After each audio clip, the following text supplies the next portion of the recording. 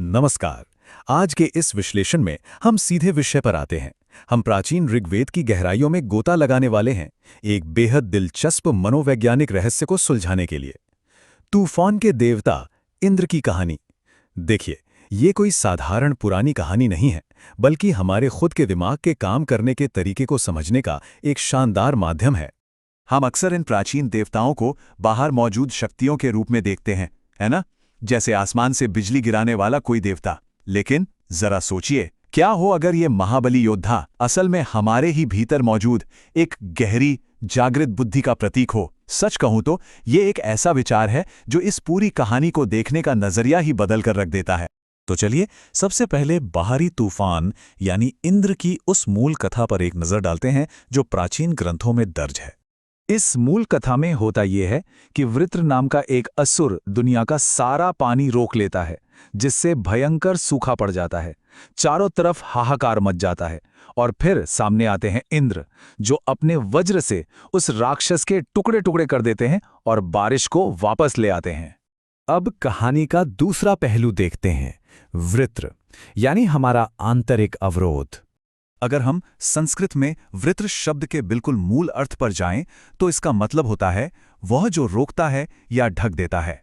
इसका सीधा सा मतलब है कि ये कोई सींगों वाला भौतिक राक्षस नहीं है, बल्कि ये हमारी अपनी चेतना में आने वाली एक रुकावट का प्रतीक है। और यहीं पर यह मनोवैज्ञानिक नजरिया एकदम दिलचस्प हो जाता है। वृत्र कोई बारिश रोकने वाला दैत्य नहीं है, ये असल में उन बहुत ही वास्तविक आंतरिक रुकावटों को दर्शाता है, जैसे डर, अज्ञानता, मानसिक सुस्ती और अहंकार।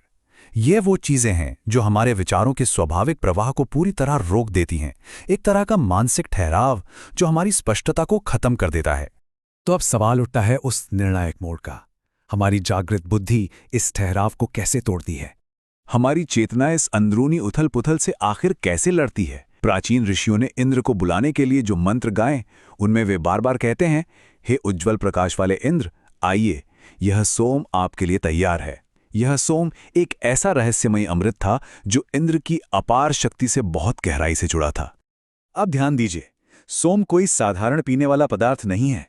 आध्यात्मिक जानकारों का मानना है कि ये असल में उच्च चेतना और उस परम आनंद की अवस्था है जिसे हमारे मन को ग्रहण करना होता है, एक तरह का दिव्य आनंद। महान विचारकों के अनुसार स्वयं इंद्र उसी प्रकाशित मन का रूप है। इसका मतलब है वो जागृत बुद्धि जो चेतना की इस ऊंची और आनंदमयी अवस्था को हासिल करने की ताकत रखती है।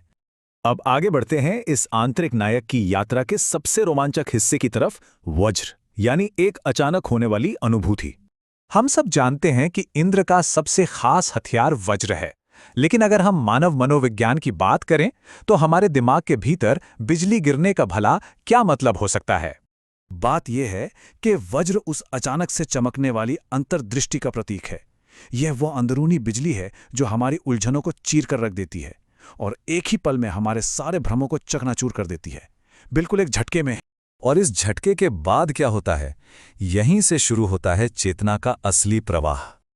जैसे ही वो अचानक आई स्पष्टता हमारे भ्रम को तोड़ती है, हमारा मन एक अद्भुत बदलाव महसूस करता है।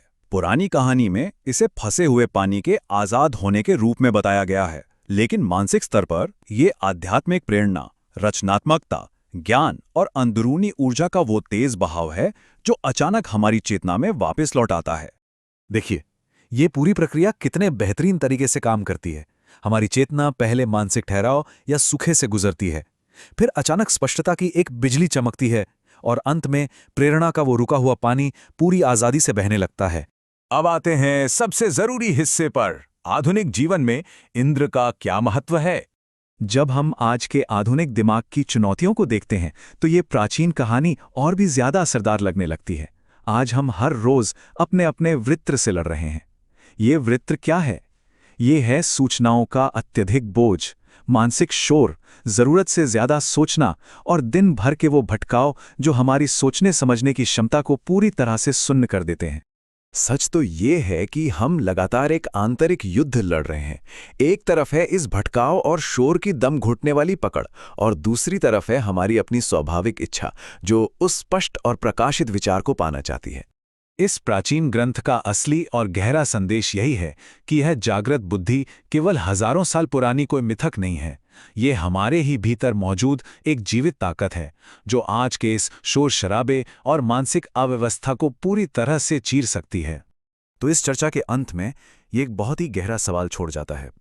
जब भी हमारी चेतना थक जाती है या रुक जाती है, तो ऐसे कौन से छिपे हुए आंतरिक अवरोध हैं जिन्हें हम खुद पर हावी होने दे रहे हैं, और उस स्पष्टता के अचानक प्रहार को, उस वज्र को हम कैसे जगा सकते हैं ताकि हमारा मन एक बार फिर से पूरी स्वतंत्रता के साथ बह सके। इस पर जरूर विचार कीजिएगा।